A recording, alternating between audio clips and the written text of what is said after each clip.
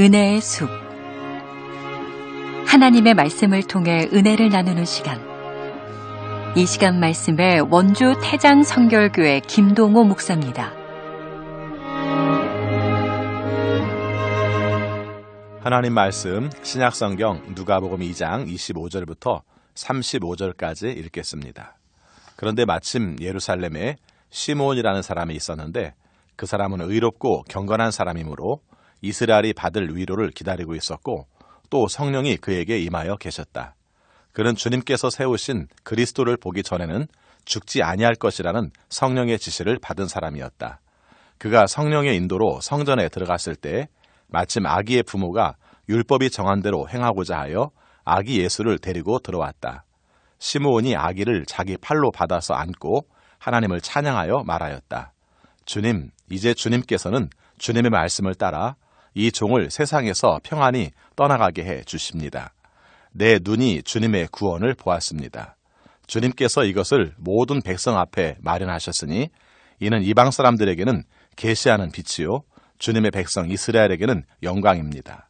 아기의 아버지와 어머니는 시므온이 아기에 대하여 하는 이 말을 듣고서 이상하게 여겼다. 시므온이 그들을 축복한 뒤에 아기의 어머니 마리아에게 말하였다. 보십시오. 이 아기는 이스라엘 가운데 많은 사람을 넘어지게도 하고 일어서게도 하려고 세우심을 받았으며 비방받는 표징이 되게 하려고 세우심을 받았습니다. 그리고 칼이 당신의 마음을 찌를 것입니다. 그리하여 많은 사람의 마음속 생각들이 드러나게 될 것입니다.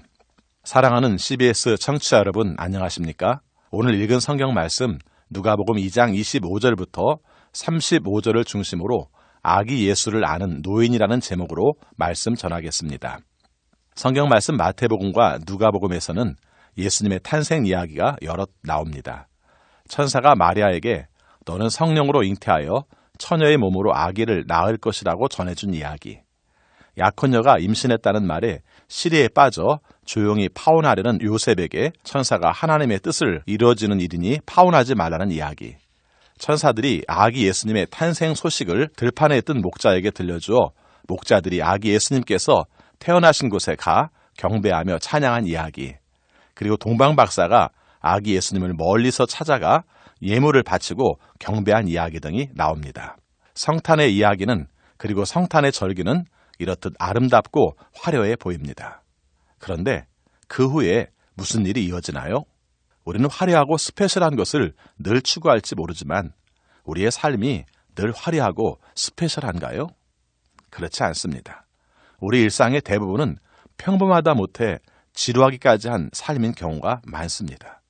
예수님의 생애에 대한 기록도 마찬가지입니다. 예수님의 탄생 이야기 이후 예수님께서 공생의 기간이 시작될 때까지 예수님에 대한 성경의 기록은 상당히 적습니다. 마태복음에서는 헤롯의 박해를 피해 이집트로 피나가신 이야기, 누가복음에서는 오늘 본문 말씀인 정결례하러 성전에 가신 이야기, 그리고 예수님 12살 시절에 유월절 절기를 지키러 갔다가 예수님의 육신의 부모들이 예수님을 잃어버려 소동을 벌여버린 이야기, 이것이 다입니다. 우리를 구원하기 위해 특별한 방법으로 오신 하나님의 아들 예수 그리스도의 삶도 전체적으로 보면 특별할 것 없이 단순하게 사신 삶의 시간이 많고 깁니다. 아주 변혁적인 삶을 사셨던 주님이시지만 그 인생이 완성되는 과정에서는 철저히 관습과 전통을 지키며 사셨습니다. 아주 평범하지만 그 시대의 사람으로 사셨던 것입니다. 오늘 본문을 보면 화려하게 이 땅에 오신 예수님께서 모세의 법대로 정결례를 행하러 예루살렘에 올라가셨습니다. 그렇게 기록합니다. 물론 예수님이 생후 8일의 아기여서 본인이 혼자 가신 것은 아니지만 이 땅에 사람의 아들로 오셨기에 할례를 받으러 또 처음 태어난 남자 아기를 위한 희생 제물을 바쳐야 한다는 규정을 지키러 성전에 올라가셨습니다. 하나님의 아들로 오신 분의 성장 과정이 꼭 이렇게 율법에 매여 있어야 할까요? 실제로 예수님의 탄생은 그 자체로서 세상의 모든 격식과 법을 허무는 파격 아니었습니까?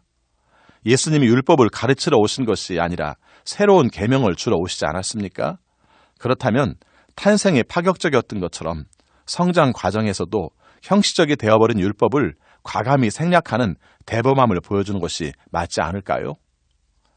그런데 예수님께서는 할례부터 시작하여 율법이 정한 모든 의식을 조목조목 지켜가며 성장하십니다. 누가는 예수님의 성장 과정은 하나하나 율법과 관습을 따라가는 과정이었다고 강조합니다. 오늘 본문과 연결되는 2장 22절부터 40절까지의 말씀만 해도 율법에 따라라는 말이 5번이나 나옵니다. 법에 매이면 법을 초월할 수 없습니다. 그러나 법을 무시해서도 법을 초월할 수 없습니다. 깨어지지 않는 껍질은 죽음의 껍데기일 따름이지만 껍질을 함부로 깨트리면 그 안에 있는 생명도 쏟아져 죽음이 됩니다. 예수님께서 유아 시절 율법을 온전히 지켰다는 점을 부각하는 이유가 무엇일까요? 왜 이렇게 율법에 따라를 강조할까요? 누가복음이 기록될 시점에 예수 그리스도를 믿어 구원을 얻었다는 사람들이 은혜로 구원을 받았기 때문에 율법이 필요 없다고 자유를 주장하며 무질서한 삶을 사는 종파들이 발생했던 겁니다.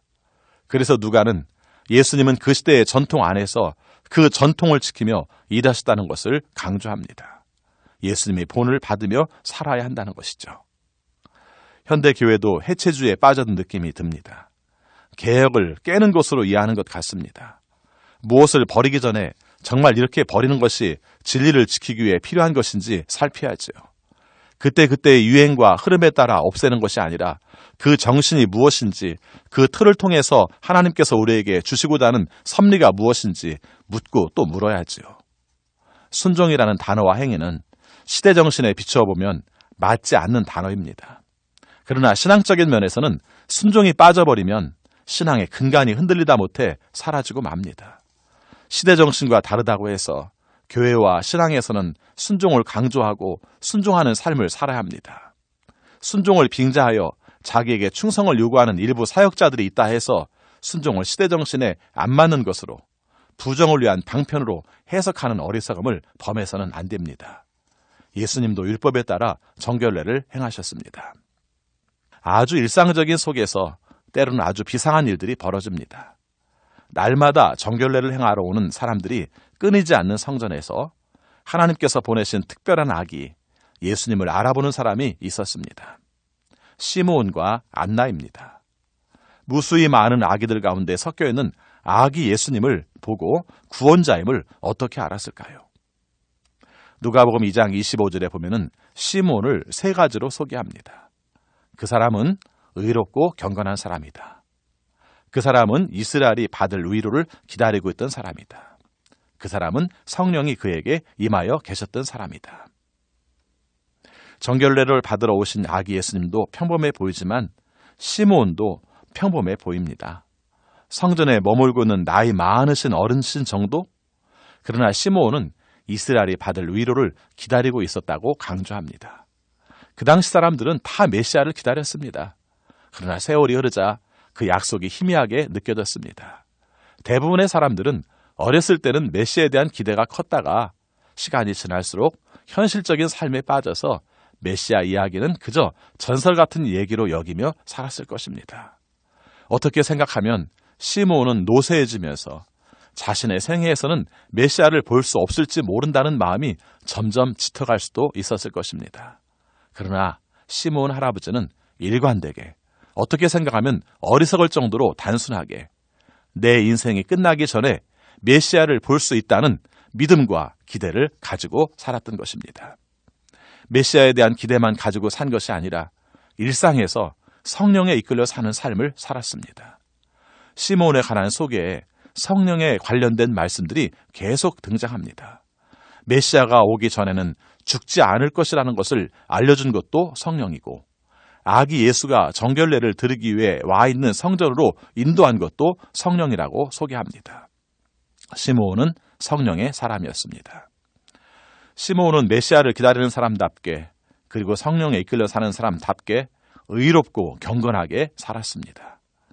평범해 보이지만 특별한 만남을 체험하게 된 바탕에는 아주 평범한 삶 같지만 하나님에 대한 절대적인 신뢰가 있었습니다.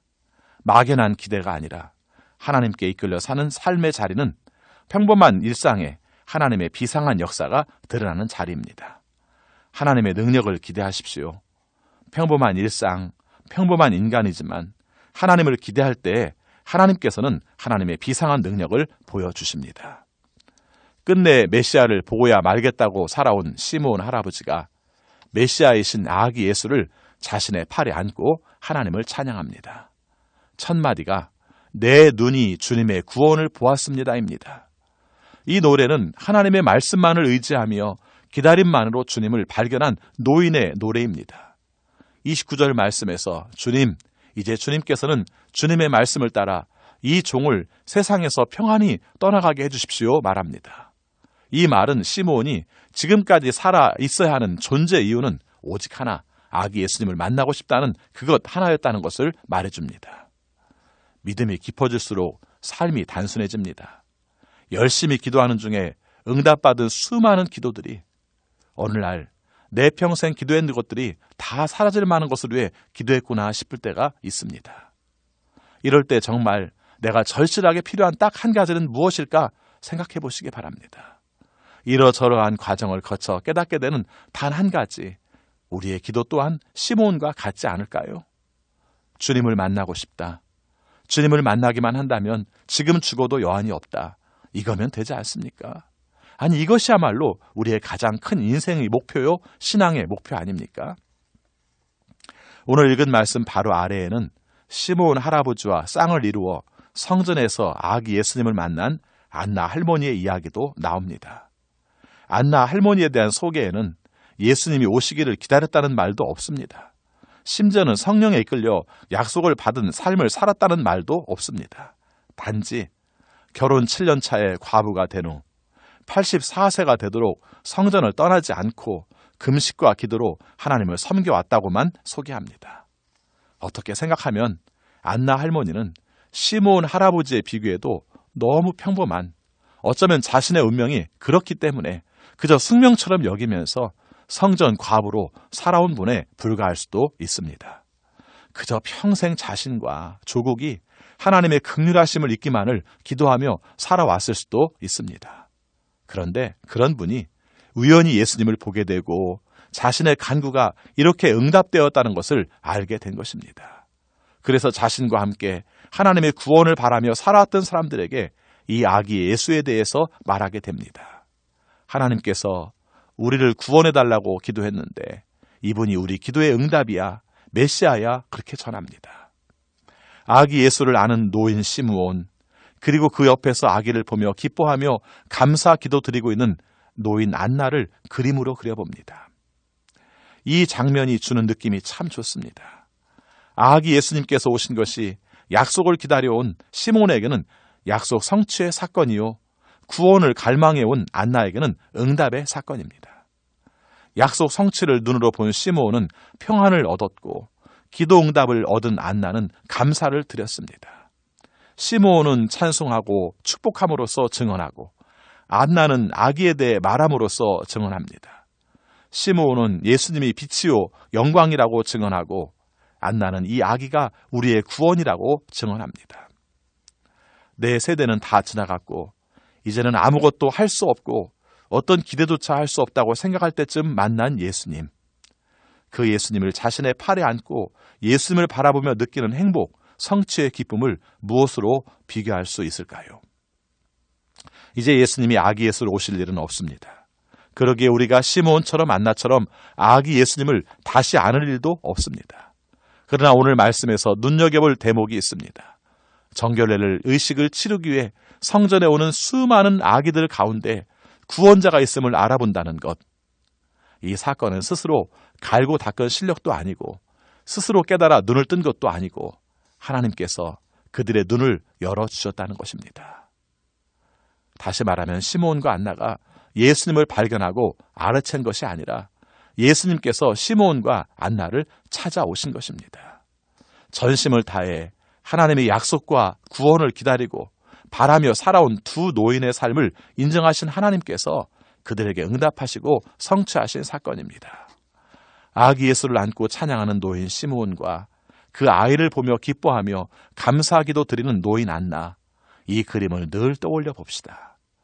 나이를 먹는다는 것이 경험이 많아 지혜도 많아져 가치 있게 쓰임받을 것 같은데 현실에서는 아무것도 할 수 없는 무능력한 존재로 느껴질 때가 많습니다. 심지어는 이리 치이고 저리 치이는 짐처럼 느껴질 때도 있으시지요? 신앙의 훈계라도 한마디 할라치면 쾌쾌 묵은 구닥다리 잔소리로만 여겨 속상할 때도 있으시죠? 어쩌면 노인 시므온도 노인 안나도 그런 취급을 당했을 수도 있었겠다 싶지 않습니까? 네, 성경에 그런 말 나오지 않습니다. 그러나 우리 삶과 연결지어서 보면 그런 연상은 가능합니다. 그럼에도 불구하고 노인 시므온과 노인 안나는 일관되게 하나님을 바라보며 오직 한 가지 소원을 가지고 기도하며 살았습니다. 수많은 기도 제목 중 하나가 아니라 이 세상 사는 동안 가장 중요한 기도 제목 하나, 가장 본질적인 기도 제목 하나를 찾아 그것 하나 붙들고 기도하며 살았습니다. 우리가 붙들어야 할 소망, 기대는 무엇입니까? 우리도 같습니다. 주님을 만나고 싶다. 내 생애 최고의 소망은 주님을 만나고 싶다. 그것 하나면 만족하지 않습니까? 주님을 볼 수 있는 눈을 뜨게 해주십시오. 아니, 주님만을 바라볼 수 있는 눈을 뜨게 해주십시오. 간구합시다. 저는 어떤 성탄절 이야기보다도 노인 시므온과 노인 안나가 예수님을 맞이하여 기뻐하는 장면이 제일 아름답습니다. 노인 시므온과 노인 안나의 아기 예수님 찬양에는 자기들의 전생에 걸친 소망과 기도가 응답됨을 기뻐합니다. 그리고 자신들의 전생에 걸쳐 단 한 번도 경험해보지 못한 하나님께서 눈뜨게 하시는 역사를 경험합니다. 이것이야말로 우리에게 선물로 오신 예수님의 의미 아니겠습니까? 은혜의 숲. 지금까지 말씀에 원주 태장성결교회 김동호 목사였습니다. 이 시간 말씀을 통해 신앙생활에 도움받기를 원하시는 분은 전화 033-742-6762번 원주 태장성결교회로 문의하시기 바랍니다.